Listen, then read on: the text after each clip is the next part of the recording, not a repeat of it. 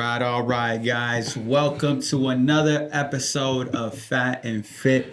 It's with your boy Gabriel, and right here, yours truly, George. So we're just right here, two guys just speaking our minds, current events, talking about everything. So we just want to go ahead and shoot out our disclaimer. Do your research before you go ahead and start throwing out some allegations and suing us and stuff like that. Facts. So go ahead and do your research when it comes to anything financial, when it comes to any of the stories that we get. We get the stories in real time just like you guys do. So we may misconstrue some things. So please do your research. Don't burn us. Don't kill us. All right? I'm still human. I can't say that on YouTube. Kill us. Can you? I don't know.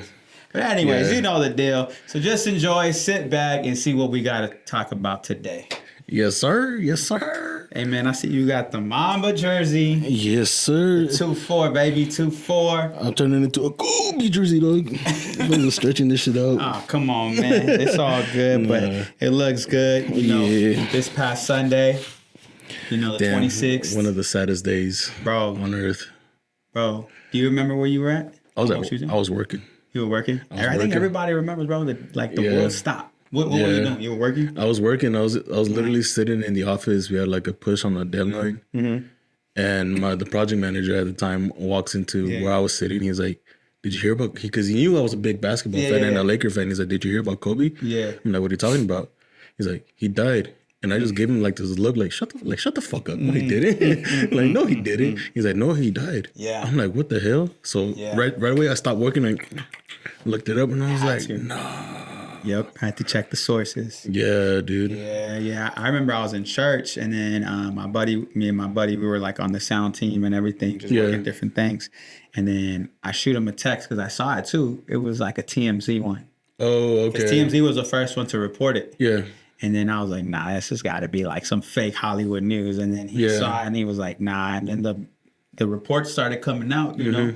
I was getting them on Yahoo, like news and CNN and everything, and it was the real deal, bro. I feel like that day the world stopped. It did, bro. You know, like no lie, like he's the only celebrity that passed away that I actually cried for.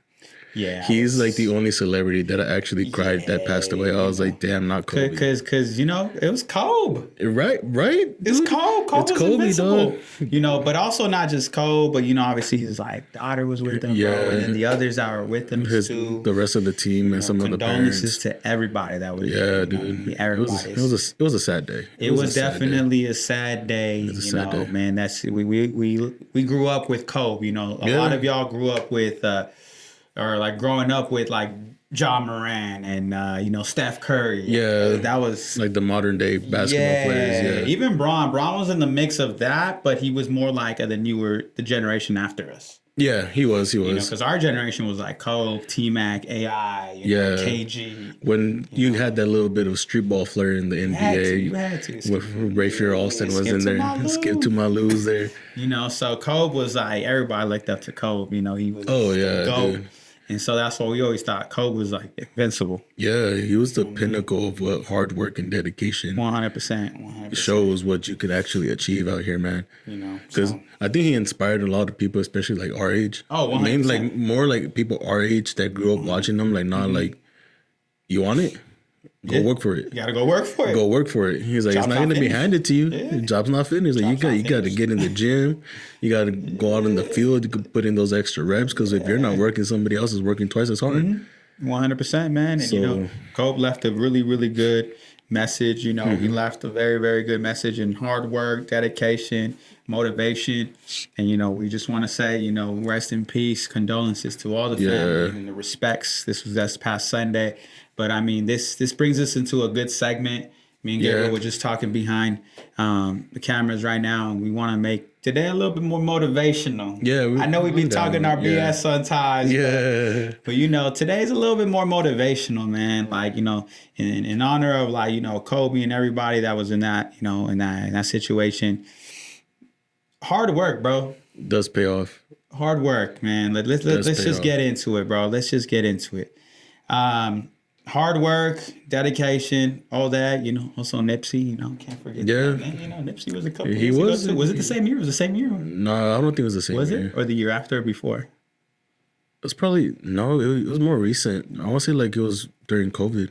Yeah, you're right. I want to say it was during COVID. Yeah. You're right. You're right. It was right before. Yeah. But anyways, man, hard work, dedication. Let's just get into it. So let's start off, Gabriel. You're in a position in your career where many need degrees, right? Where many what? Many people need degrees. Oh yeah. Right. My bad, I'm deaf.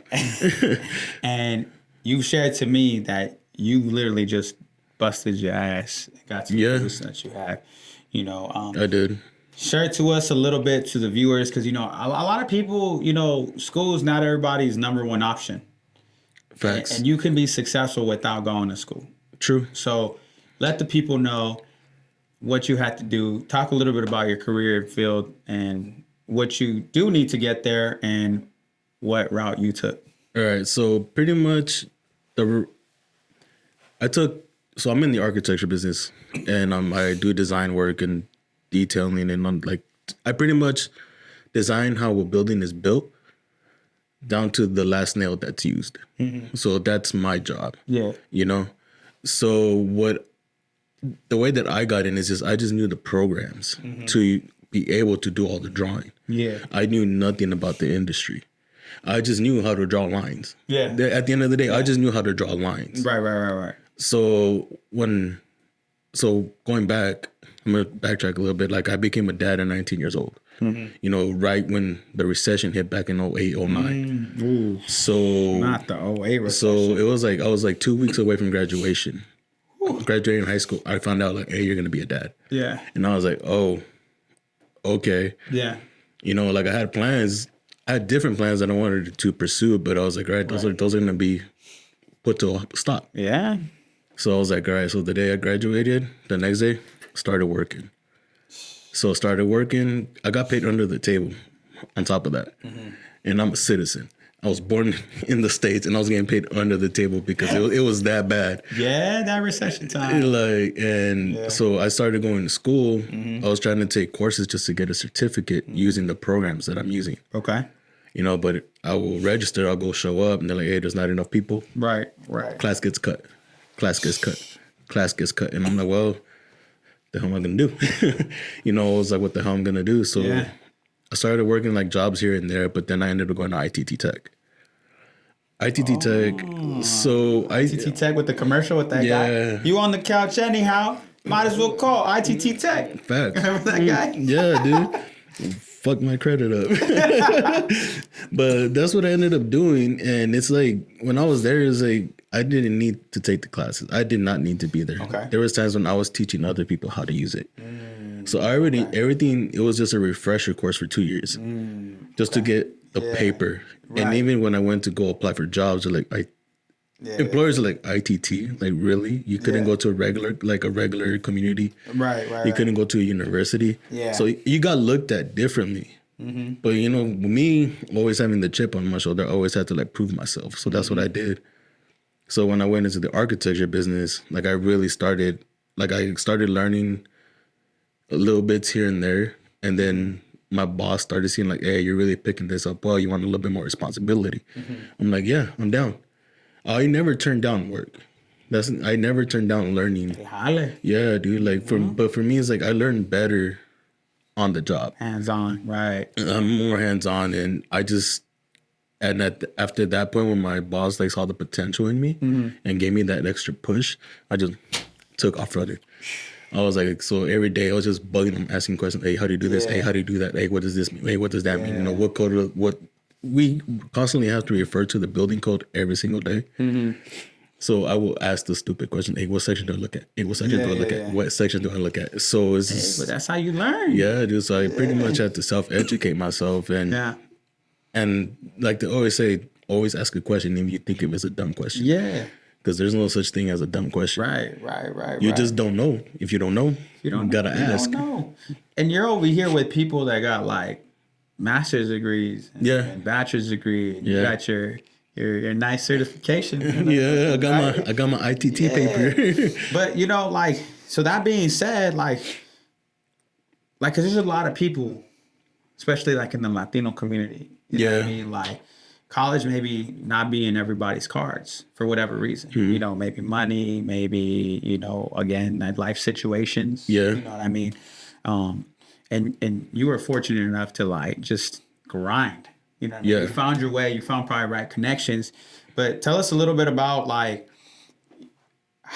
how did you get into the architect business in the sense of like, did you just go apply? Did you know somebody? Like how did that go about? So what I applied everywhere once, twice, three times. You know, I was constantly putting my name in everybody's door. Yeah, like back in the day, with, like the Yeah, papers. with the papers. Like, Oh, dude, y'all don't know that one. like no bullshit. Like I was driving around. I was Yeah, driving from yeah. firm to firm. Like I was walking through the door like at least Ooh, the walk of shame. like after. once a month. Dude, I was like, hey, like you Yeah. guys hiring? They're like, no, I'm sorry. Sorry, sadly, we're not taking any applications at this moment. I was like, oh, okay. Like here's I will leave my resume on I would just leave my resume. So I constantly did that. Okay. Till like one time I got a call back like, hey, you want to come in for an interview? I was like, bet I'm in. I'm down. Like I'm down. So I went in for the interview, and I did. They interviewed 5 people during my interviewing process, and I was the one that was picked, and all the other people had college degrees. And it goes because during the hiring process, you have to go through an exam to show that you know how to use the program. And My boy smart. the only one that showed some type of competence in the sense that knows how to use the program was me. Yeah. So that's the only reason why I got the job. Smart. So it's like, I'm telling you that you could, as long as you want it, you can achieve it. You just got to work for it. Yeah, dude. Like, you know, like I said, like there's a lot of people, you know, that are in that position. You know what I mean? Like maybe not the route that maybe possibly they wanted, but they're over here trying to figure out what they want to do with their lives, especially like young, you know, people. Yeah. They're trying to figure out, especially nowadays, bro, like everything's so expensive and stuff. Yeah. And that's a great, you know, story as far as like how you can make it. Exactly. You know what I mean? You just got to apply yourself. My boy over here was just applying himself, learning and teaching himself. And like now being in that position that you're in, like, we know we've talked about your job off camera a few times, and like, bro, you got deadlines, but you should see this man. This man does like 12, 13 hours, bro. And then he does the editing for the video, this man. And then he's a dad on the side, or I should say he's a dad at first. Yeah. And then he does his other jobs. This man does not sleep. We come in tired sometimes. We're busting C4s right before this.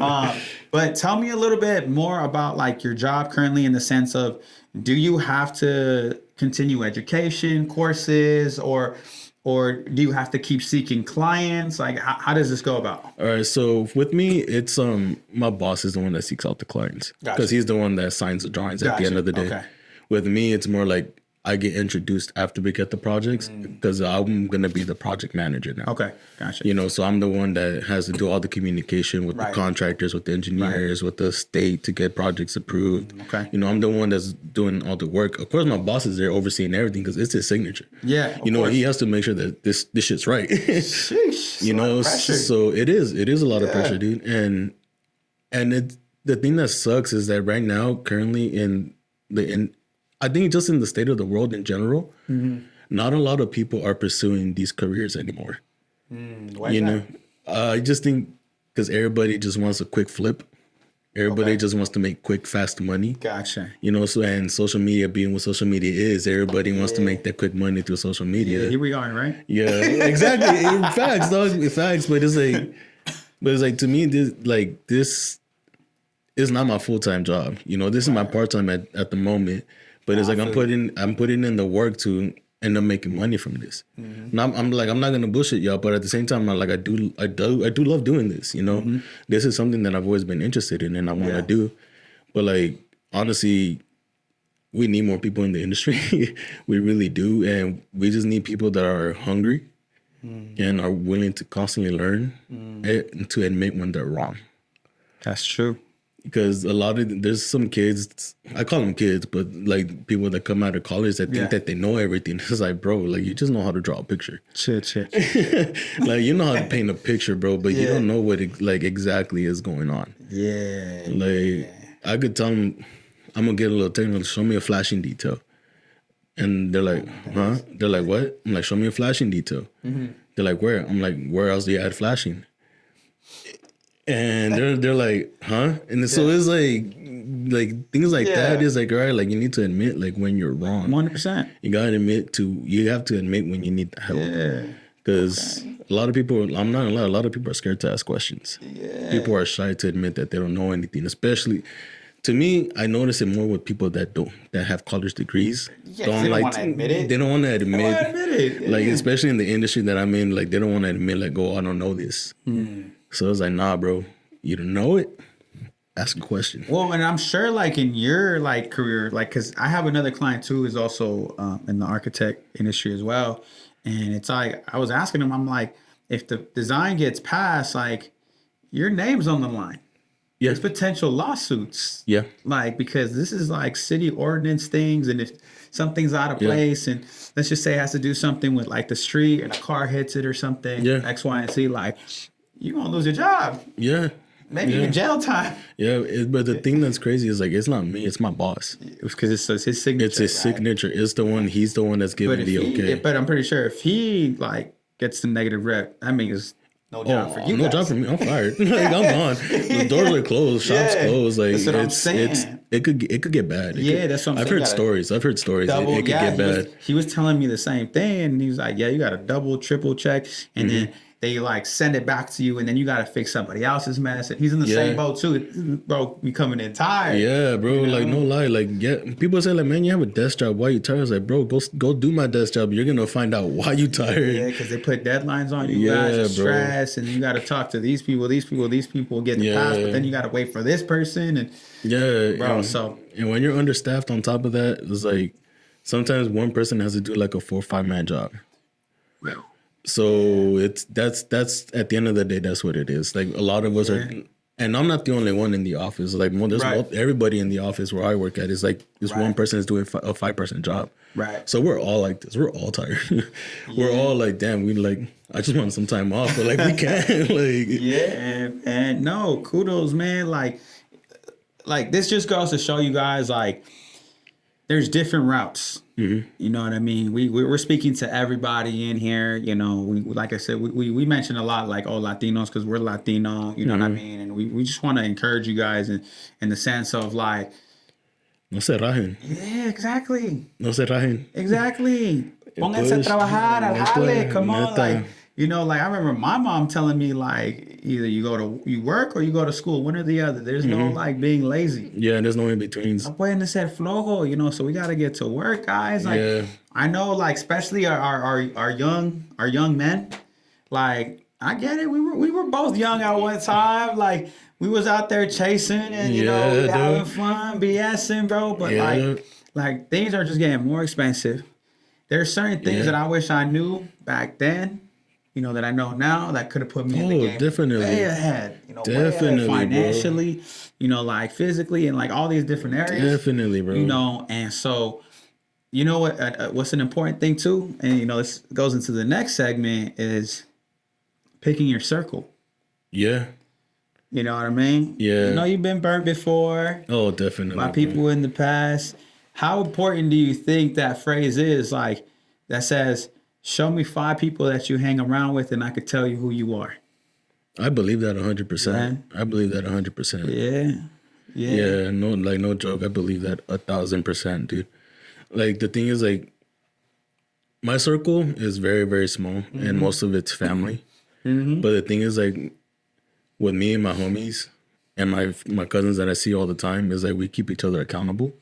Yeah. It's like you say you're gonna do it, so fucking do it. Yeah. Like don't like I hear you talking about it, but what you gonna do? Yeah, what you gonna do? What you gonna do? You know? Yeah, when they come for you. Bad boys. You know, it's one of those things, bro. Like our young audience, like if you're in your young 20s or you know late teens or mid 20s, whatever, you're like, yeah, right. Everybody says that your circle gets smaller, whatever, blah blah blah. You know what I mean? Like when you're our age and even older. It's true. Your circle organically gets smaller. It really does. It's not even like you're forcing it to get smaller. It just happens. Yeah, it just happens, bro. Life happens. People grow apart. You know, times change. You know, people move. things like that. But yeah, your circle definitely defines you as a person. And if you need an eye opener to who your circle is, take a step back when you guys are all hanging out and actually listen to what they're saying. And then you will realize, nah, this ain't for me. Yeah. Like, what am I going to do with these people? Yeah. Because, I be chilling with the homies. We drinking, we bullshitting, we're having a great time. But it's like when it comes down to it, it's like when I need that extra push and I was to go and I tell them like, hey, dog, I'm in a funk. They're like, hey, fool, like, snap out of it. You know who you can go into and talk to lock in. Yeah. I can't remember who said it, but it might have been Nipsey or might have been like YG, but he said sometimes it's not the circle, sometimes it's a prison cell. Yeah. You know what I mean? Yeah. Like, so look at your circle and make sure it's not a prison cell. Yeah. Because there's certain people that can hold you back. And like I said, there's nothing wrong where you have the homies where you like kicking with BS and kind of relax a little bit, whatever. But the homies that like you're tight knit, that you can have these type of conversations with. That the ones that you guys push each other with, the ones that you could share stuff with. Oh, facts. You know what I mean? So I 100% agree with that, bro. Like, type of people that you're around with. Yeah, it definitely defines who you are and where you're gonna go in life. No bullshit. That's 100% true. Yeah, it can make you go left or right. Some people will deter you to where it takes you even longer to get to that goal. Yeah. Versus like maybe you have some people that can help you get there closer. Yeah. You know what I mean? So very, very true. And another thing too that's kind of like not really talked about a lot is collaborations. Like working with people? Yeah. I have one of my homies, we always talk about this in the fitness industry. For whatever reason, bro, people don't like to collaborate. Like with trainers don't like to like there's a lot of like people in the fitness industry like that don't like to collaborate with other people. And it could be for whatever reason. Because maybe somebody in the fitness industry might be higher up, like star power wise. Yeah. So they don't want to collaborate with somebody else. And part of me is like, okay, I get it. Yeah. But at the same time, like we talk about like, oh, we all want to win. Like, let's help each other out. I get you. You know what I mean? I get what you're saying. Like we could have both easily been like when we made this podcast, like, nah, let's not work with each other. Yeah. For whatever reason, but we decided to because it's like we both saw this opportunity, like, you know what? Let's have a good time with this. Yeah, facts. Let's collaborate.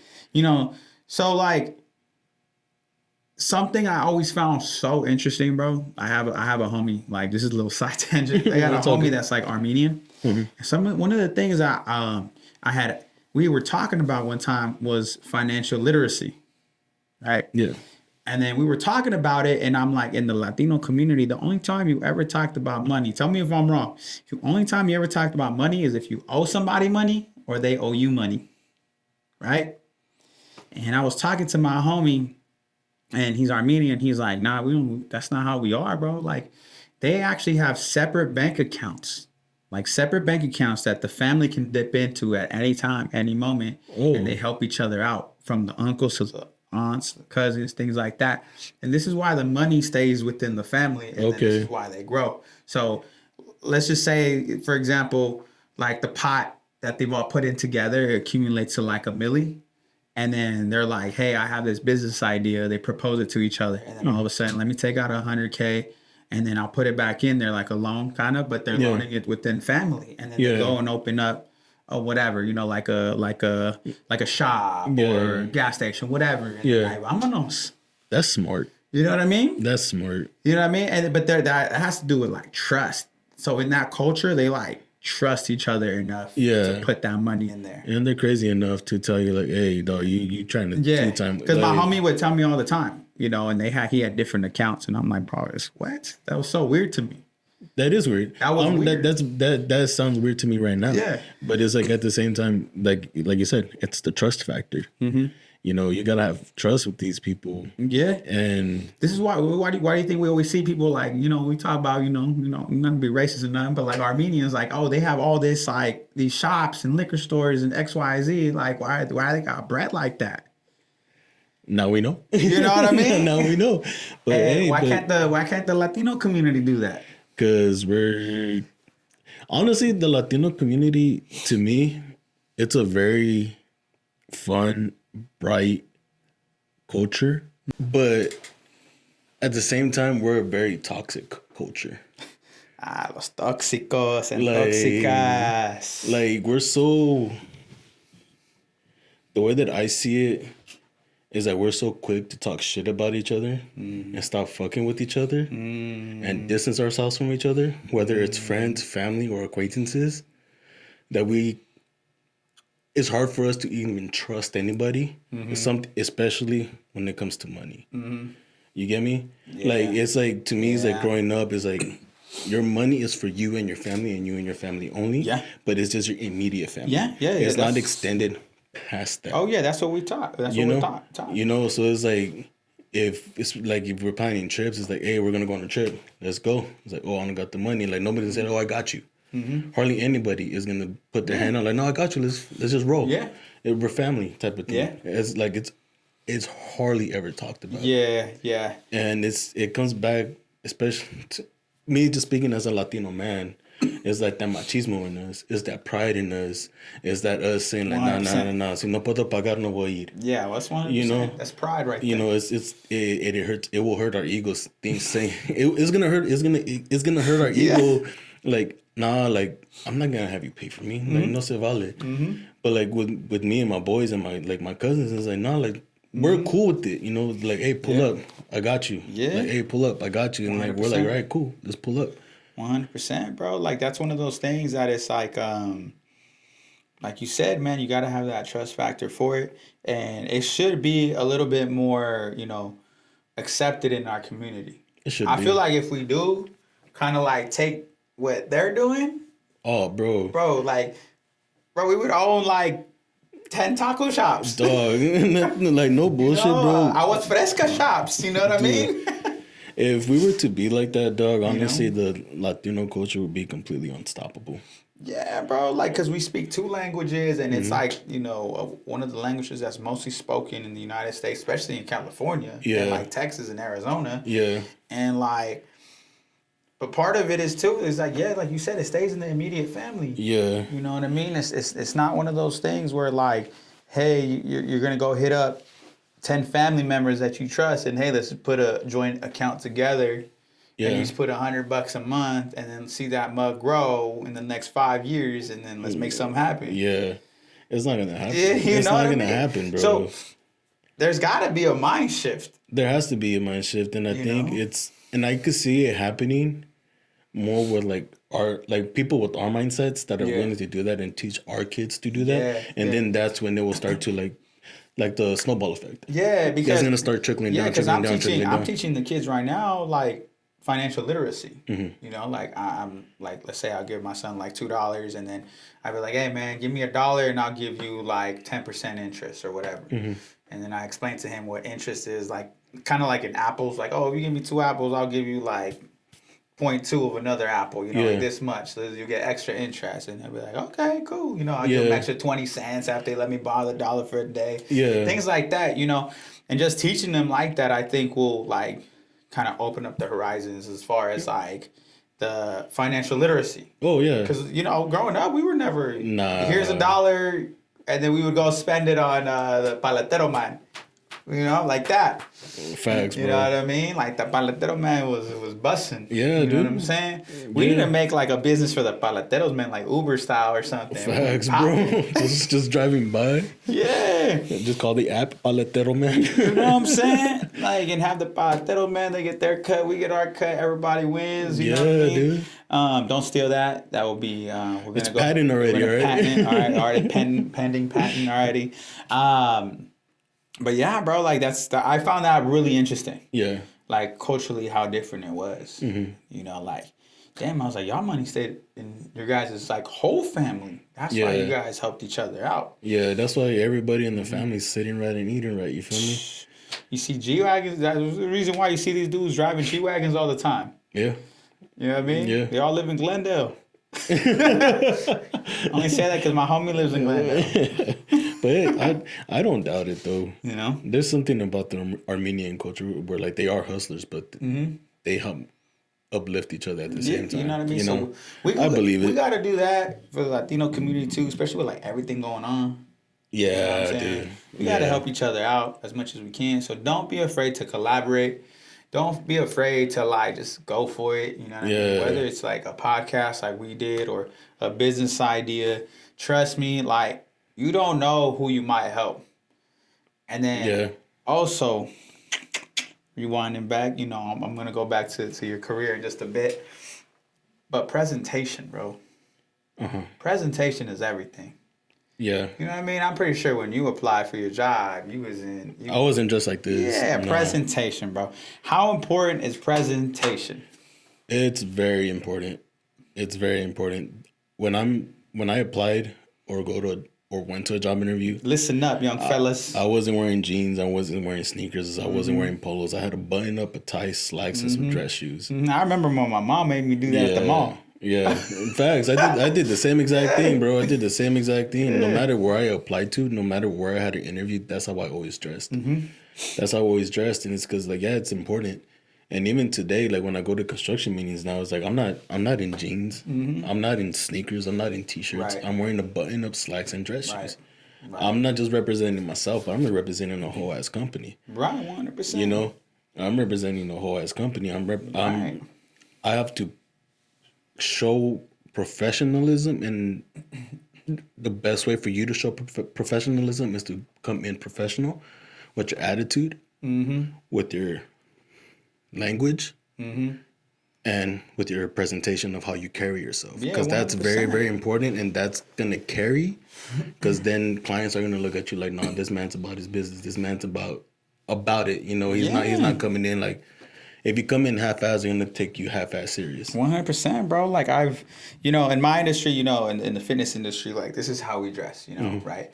But you know, me being a gym owner now, you know, I've been to already like 2 or 3 different like business mixers, and just being in there, bro, like you like exactly what Gabriel was saying. You have to carry yourself a certain type of way. You really do. I'm not gonna be speaking like in slang because I'm over here like I'm trying to make a presentation for myself.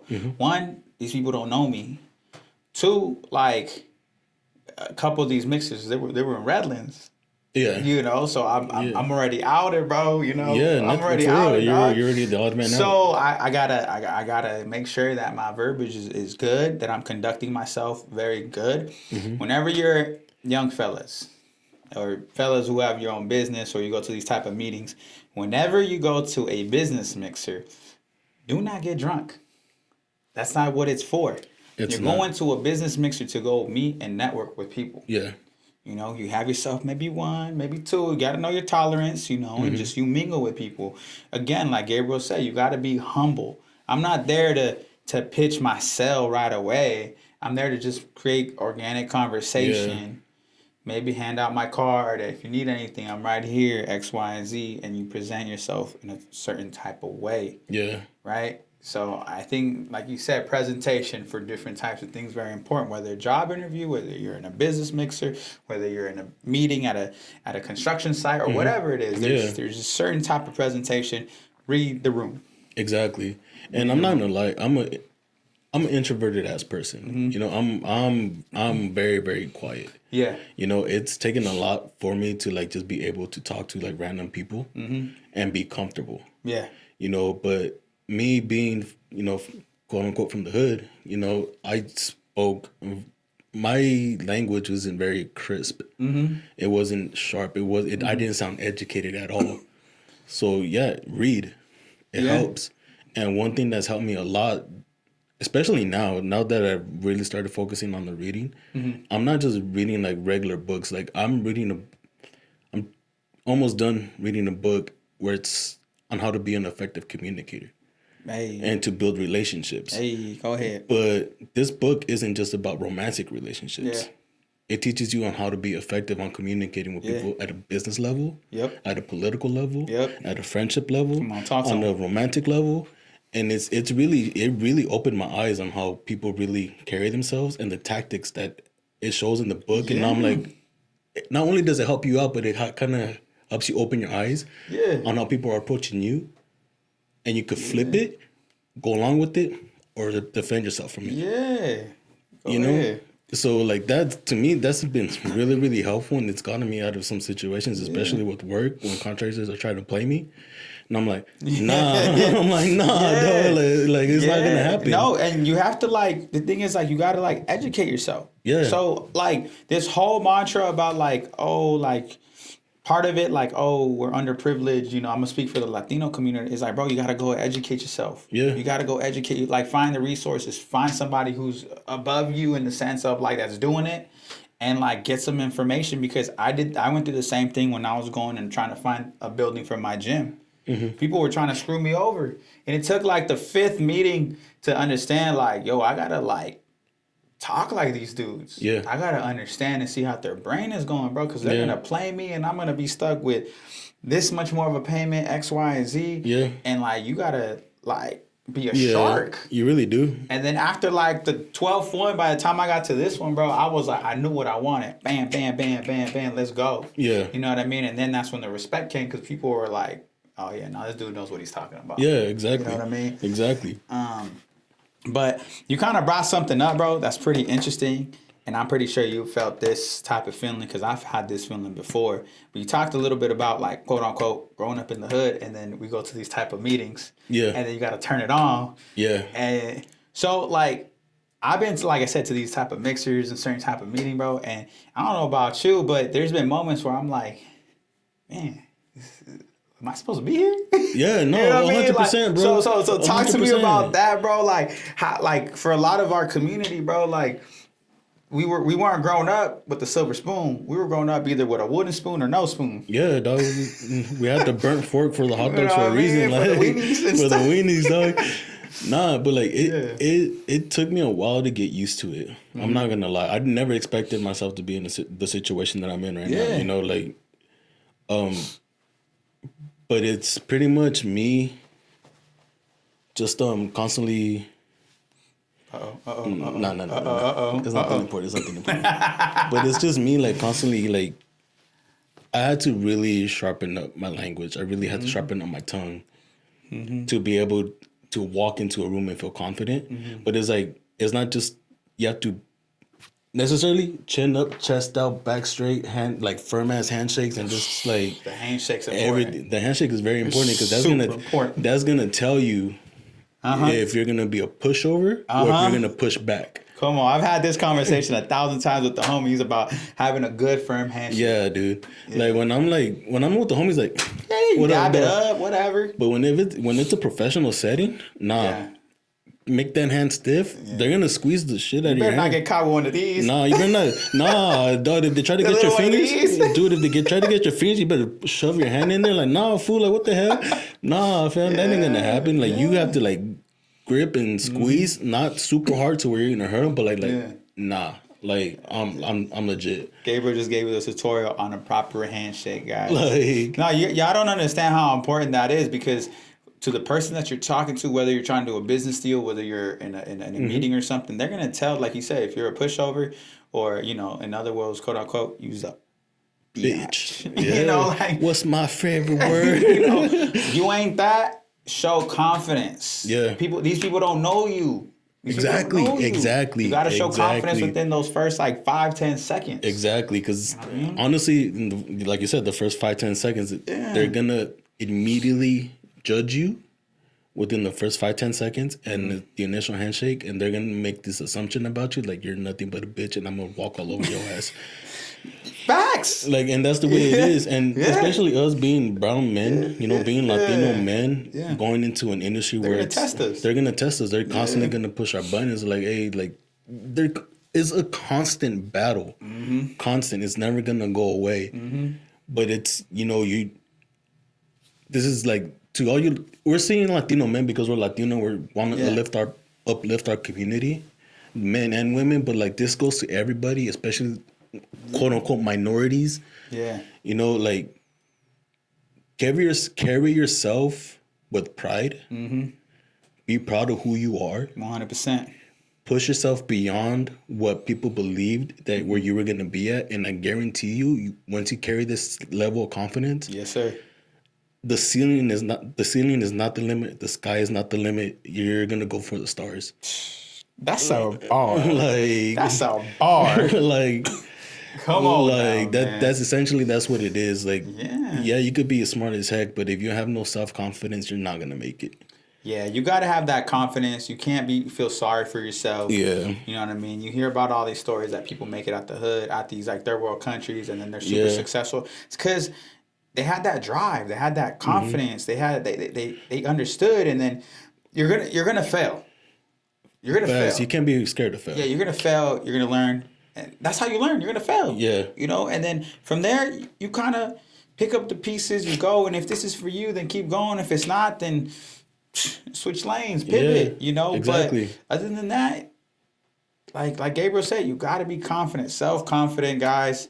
Like we got to show the rest of the world. Well, more importantly, you got to show yourself that you could do whatever you're trying to do in whichever lane you're trying to be in. And at the end of the day, prove it to yourself before you prove it to anybody else. 100%. Because for a long time, I was trying to prove everybody else wrong, and then I was like, like I need to stop trying to prove everybody else wrong and prove myself right. Oh yeah, we was there. Yeah. You know, you have to prove yourself right. That like, no, I could do this. No, I could make it. No, I could achieve what I want. I could achieve my dreams, and my dreams will become reality. Yeah, 100%.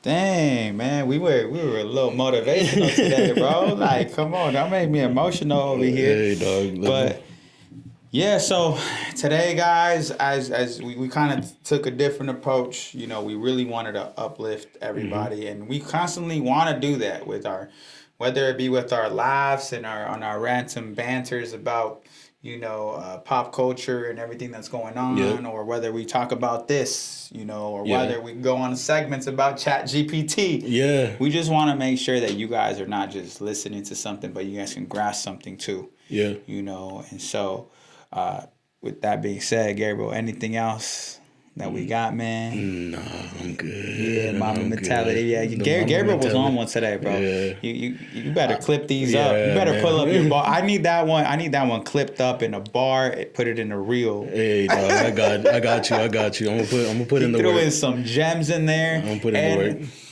A lot of this stuff that we talked about may seem like little things where you're just like, they just some old heads trying to just bro. Whether we old heads or young heads, bro, it's vital information. This is vital, man. It's vital. This is vital information that you're gonna need later on in life, and you're gonna look back and be like, dang, I wish I would have presented myself like this, or wish I would have put my foot in that door instead of being scared to do it. Yeah, you know what I mean. So it's like rack that extra weight, take that extra rep, take that extra step, take that extra hour to study. You know, put the video games down, put the cell phone down, pick up a book. I guarantee you, read 15 minutes a day, your life will change. Yeah. Told you my man was on some gems, on some jewels. Like we said back in the day, some jewels. Drop some jewels, you know what I'm saying? Yes, sir. So with that being said, man, Gabriel, take us home, bro. Thank y'all for watching. Follow us at Phat and Phit 2024 on the gram. Yes, sir. Follow me at Gabriel.O_0491 on the gram. Follow my boy 5G_athletics on IG. And with that, everybody, have a good day. Peace.